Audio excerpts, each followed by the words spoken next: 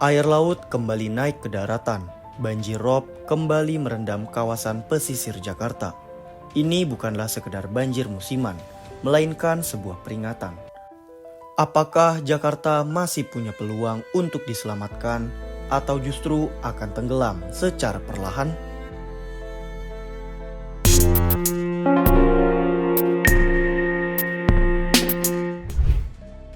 Banjir rob kembali merendam pesisir Jakarta dalam beberapa waktu terakhir.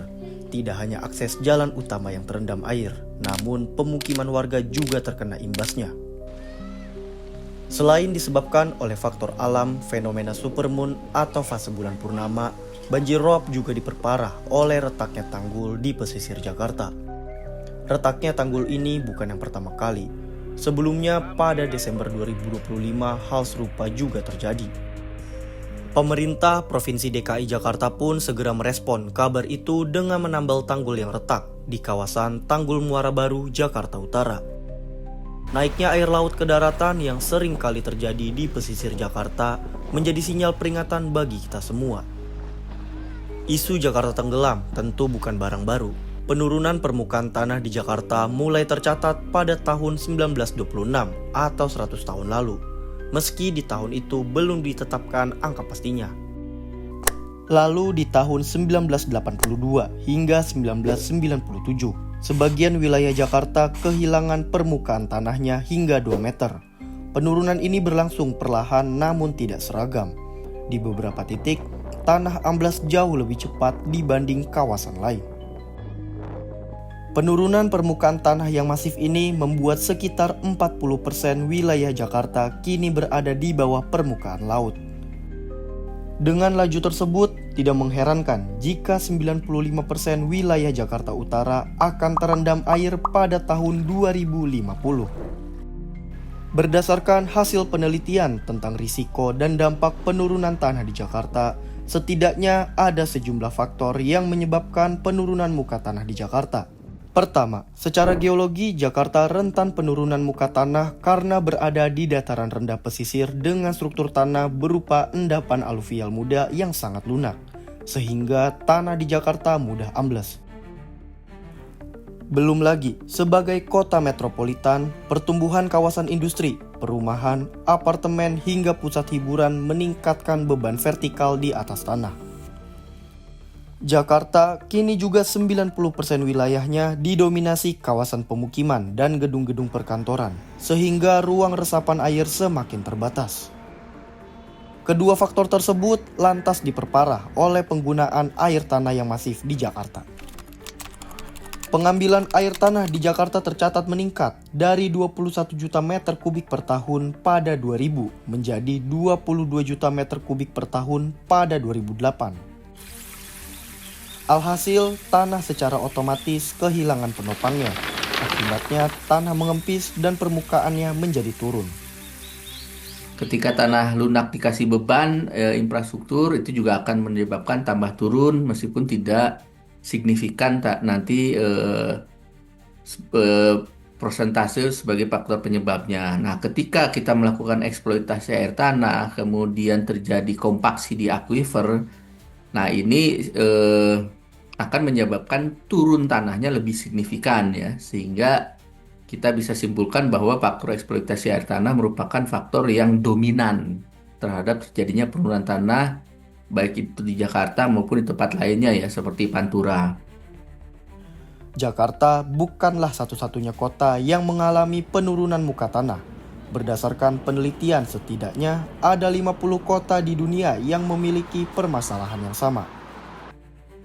World Economic Forum mencatat Beijing, Shanghai, Bangkok, Mexico City hingga New York juga mengalami penurunan muka tanah akibat penggunaan air tanah dan beban pembangunan kota. Di tengah laju penurunan muka tanah yang terus berlangsung, muncul pertanyaan besar. Apakah kota yang sudah terlanjur ambles masih punya jalan keluar? Jawabannya tentu saja ada. Apa yang dilakukan pemerintah Tokyo, ibu kota Jepang, bisa dijadikan contoh. Saat pertengahan abad ke-20, Tokyo mengalami penurunan muka tanah yang hebat akibat pemompaan air tanah besar-besaran untuk industri dan kebutuhan perkotaan. Pada 1968, permukaan tanah di sejumlah wilayah turun hingga 24 cm per tahun. Kondisi tersebut diperparah oleh cuaca ekstrim yang memicu banjir besar dan mengungkap fakta lemahnya infrastruktur perkotaan Tokyo saat itu. Merespon peristiwa tersebut, pemerintah Jepang bersama pemerintah metropolitan Tokyo menerapkan serangkaian strategi yang menggabungkan reformasi regulasi, investasi infrastruktur, serta pendekatan berbasis ekologi. Salah satunya pembatasan ketat penggunaan air tanah disertai peralihan ke pasokan air permukaan melalui regulasi nasional seperti Industrial Water Law dan Building Water Law.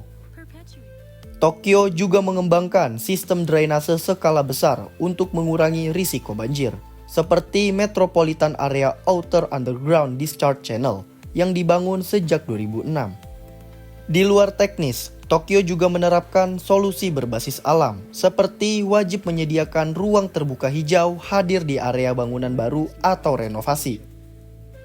Tokyo juga melakukan konservasi kawasan hijau kota. Langkah tersebut berhasil memperlambat laju penurunan muka tanah secara signifikan hingga 1 cm per tahun. Lalu bagaimana dengan Jakarta? Apa saja langkah yang sudah dilakukan pemerintah untuk mengatasi penurunan muka tanah? Melalui Peraturan Gubernur Nomor 93 Tahun 2021, Jakarta mengatur penggunaan air tanah agar ketersediaannya tetap terjaga dan penurunan permukaan tanah dapat ditekan. Seperti tercantum dalam Bab 2 Pasal 2, bangunan gedung dengan luas lantai 5.000 meter persegi atau lebih, serta gedung yang memiliki 8 lantai atau lebih termasuk dalam kriteria zona bebas air tanah. Artinya, kategori bangunan tersebut tidak boleh mengambil ataupun menggunakan air tanah. Pemerintah DKI Jakarta juga memberlakukan pajak pengambilan air tanah sejak 2009. Hasilnya, volume pengambilan air tanah menunjukkan penurunan signifikan hingga mencapai sekitar 6 juta meter kubik per tahun pada 2020. Selain itu, pemerintah Provinsi Jakarta lewat Pamjaya juga tengah mempercepat pembangunan fasilitas jaringan pipa air bersih terintegrasi di Jakarta, dengan harapan penggunaan air tanah bisa terus ditekan. Pembangunan pipa air bersih itu ditargetkan rampung 100% pada 2030. Di lain sisi, pemerintah DKI Jakarta juga tengah membangun National Capital Integrated Coastal Development di pesisir utara Jakarta. Langkah ini sebagai upaya untuk menahan air laut agar tidak menggerus pesisir Jakarta, yang 40% wilayahnya berada di bawah permukaan laut. Pemprov DKI Jakarta menargetkan pembangunan tanggul sepanjang 28,2 km itu akan rampung tahun 2029. Untuk penanganan penurunan tanah dan banjirop ya, maka yang perlu kita selesaikan adalah membangun tanggul pantai dulu ya, biar semuanya terproteksi. Nah, kemudian tanggul itu tidak cukup, harus dilengkapi oleh pumping station dan retention ya, sehingga kita namakan sebagai polder system. Jadi setelah tanggul selesai, maka polder system itu harus segera dibangun. Secara paralel, kita juga harus sudah mulai melakukan program substitusi eksploitasi air tanah dengan air perpipaan. Jadi taruh dalam 1 tahun ke depan itu jaringan perpipaan harus sudah dibuat ya. Mungkin nggak cukup 1 tahun, bisa jadi 2-3 tahun ke depan. Nah, setelah itu maka diharapkan penurunan tanahnya menjadi lebih landai dan akhirnya ya Jakarta sudah selamat dari isu tenggelam lah. Tidak cukup sampai di situ saja, pemerintah juga harus serius dalam mengatur tata kelola kota dengan baik.